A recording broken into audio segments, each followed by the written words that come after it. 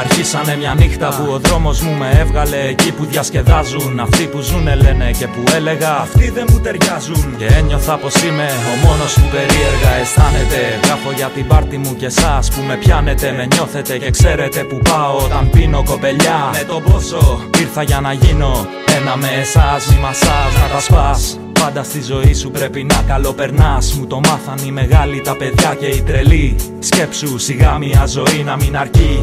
Κάτι έχει πάθει νεολαία, δεν μιλάει. Σαν άρρωστη μορφή μόνο τα πλήκτρα της πατάει. Παίζει τη ζωή της στο κλουβί της η σοβίτης. Και αν της στείλω μήνυμα δεν παίζει παραλήπτης. Γι' αυτό θα είμαστε λίγοι όταν θα καλοπερνάμε. Αφιερωμένο σε όσους με τα μάτια μιλάνε.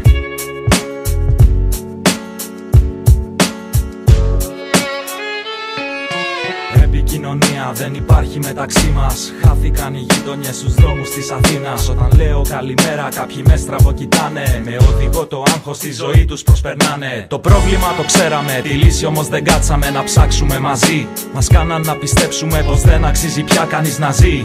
Δούλεψε σκληρά και ατομικά αν θέλεις να τα καταφέρεις. Και κάνε ό,τι λένε, χαμένε συμφέρεις. Κλεισμένο στο κελί σου βγαίνεις μόνο για εργασία. Το πισί σου έχει γίνει μόνη επικοινωνία. Με τον έξω κόσμο και τα ανώνυμος ανάβει. Γράφω κανένα στίχο για να ξέρεις ποιος σε θάβει. Σε θάβω εγώ κάθε φορά που πάβεις να σε εσύ. Το δίκιο σου σε πνίγει αλλά αυτά έχει ζωή. Ποιος σου είπε είναι εύκολο να είσαι ευτυχισμένος. Ίσως εννοούσε το να είσαι μεθυσμένος. Μια σύμβουλη ανέλαβε ή την έκατσε στη βάρκα. Πάρτε το χαμπάρι, η ζωή είναι μια τσάρκα. Πολλές οι κατευθύνσεις κι ίσως συναντηθούμε. Τα πάμε, τα λέμε και θα τα ξαναπούμε.